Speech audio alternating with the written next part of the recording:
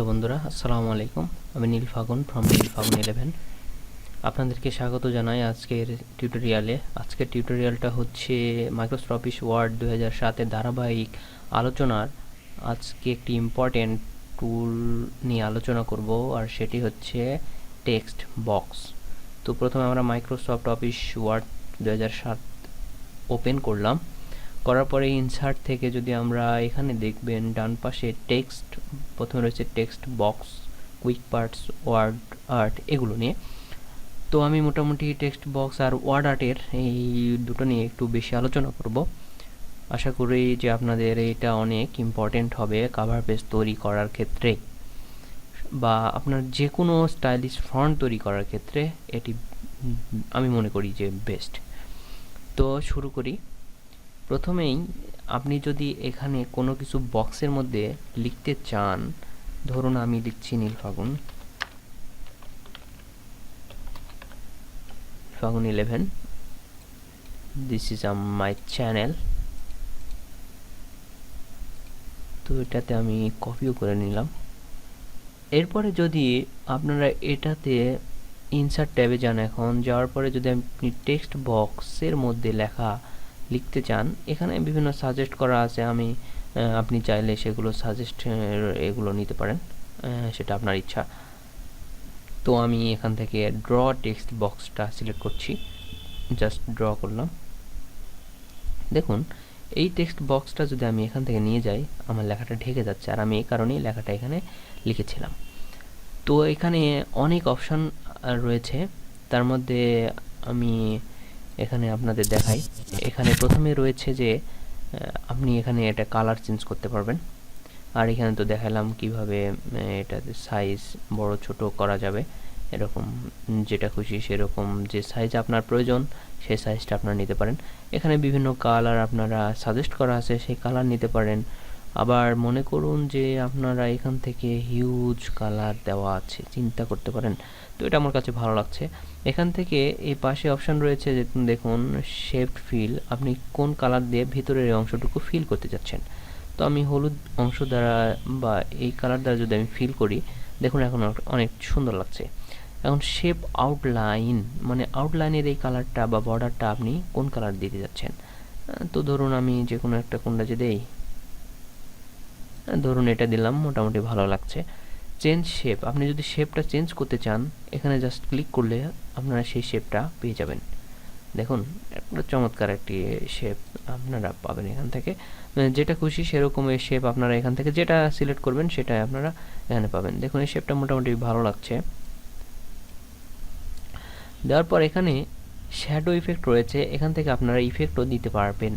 দেখুন এই উপরে ইফেক্ট চলে যাচ্ছে, শ্যাডো কালার। আপনারা যদি কালারের শ্যাডোটা কীরকম কালারে দিতে চান সেটাও আপনারা করতে পারবেন। এখান থেকে সবচেয়ে মজার বিষয় সেটা হচ্ছে 3D ইফেক্ট দেওয়া যায়। দেখুন অনেক চমৎকার আর কি, খুব সুন্দর লাগে। 3D ইফেক্ট দিলে আপনারা বুঝতেই পারছেন কতটা সুন্দর লাগবে। এখানে ডিপলি বিভিন্ন অপশান রয়েছে, তো আমি এখন 3D ইফেক্টটা দিচ্ছি না। আপনারা চাইলে দেখুন এখানে অনেক সুন্দর সুন্দর ইফেক্ট রয়েছে আর কি, যেরকম আপনারা চান সেটা আমি একটা দিয়েই দেখাই নাকি। এটা মনে করুন আমি 3D একটা ইফেক্ট দিলাম। এটার পজিশনটা আপনার এখান থেকে ইন ফ্রন্ট অফ স্কোয়ার করা রয়েছে, যার কারণে আমি এটাকে নাড়াতে সব কিছু করতে পারছি। তো এখন এটার উপরে আমি এখন লিখব, জাস্ট ক্লিক করলাম, দেখুন চলে এসেছে। তো আমি পেস্ট করে দিলাম। দেখুন এটা আমার ডকুমেন্টের ভিতরেই, মানে টেক্সট বক্স যেটি সেটার ভিতরে আমার লেখাটা হয়ে গেছে। তো মোটামুটি মনে করছি যে এটুকু আপনারা ফুল ক্লিয়ার হয়েছেন। টেক্সট বক্স নিয়ে আর কোনো কারোর ঝামেলা থাকার কথা না। তো এটা আমি একটু ছোট করে দিই। আমি এটি যেহেতু টিউটোরিয়াল পারপাসে তৈরি করতেছি, সেহেতু এটা খুব বেশি সময় আমি দিচ্ছি না। আপনারা সুন্দর করে এখান থেকে কিন্তু বিভিন্ন মডেলিং বা সাইজের সুন্দর ইফেক্ট দিয়ে আপনারা অনেক সুন্দর করতে পারবেন। তো এখন আরেকটা যেটি কুইক পার্টস, এটা আসলে দেখানোর কিছুই নাই। এটা আপনি হলো অ্যাবস্ট্রাক্ট, মানে আপনার যদি কোনো অ্যাবস্ট্রাক্ট থাকে সেটি, আপনার যদি কোম্পানি নেম থাকে, কোম্পানি ইমেল যদি থাকে, জাস্ট ক্লিক করলে এরকমভাবে সেখানে আপনি কোম্পানি ইমেল টিমেল এইগুলো দিতে পারবেন। তো আমি আর সেটা দেখাচ্ছি না, এখানে আপনারা ওটা পারবেন খুব ইজি। আমি ইম্পর্টেন্ট একটি বিষয় নিয়ে আলোচনা করব এখন, সেটা হচ্ছে ওয়ার্ড আর্ট।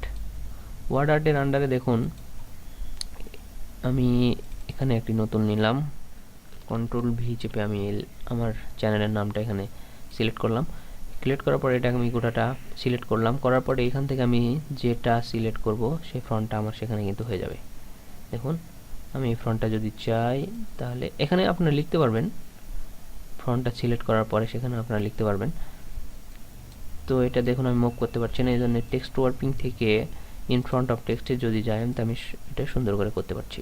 এখান থেকে সুন্দরভাবে আপনারা বিভিন্ন মডেলিং করতে পারবেন। তো এটাতেও আপনারা ওই সেম প্রসেসে 3D ইফেক্টটা দিতে পারবেন। এই লেখাতে 3D ইফেক্ট দিলে অনেক সুন্দর লাগে। দেখুন এটা মোটামুটি আমার কাছে, এখান থেকে শ্যাডো লাইন আপনারা চেঞ্জ করতে পারবেন।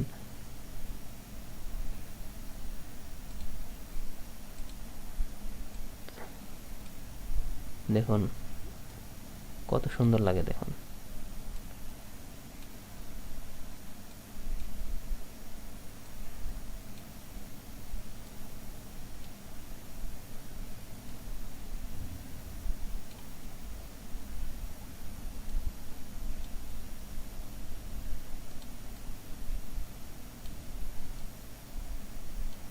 দেখছেন কত সোজা, এভাবে মডেলিং আপনারা সব করতে পারবেন, এটা জাস্ট ইজি।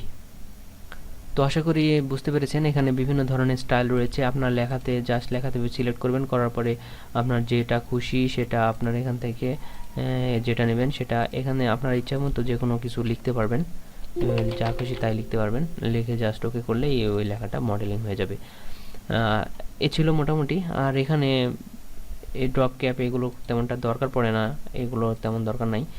ডেটের টাইম হচ্ছে আপনারা যদি এখান থেকে ডেট অ্যান্ড টাইম যদি আপনারা বসাতে চান, ওকে প্রেস করলে আপনি যেখানে মাউস রাখবেন সেখানে সেটা বসে যাবে।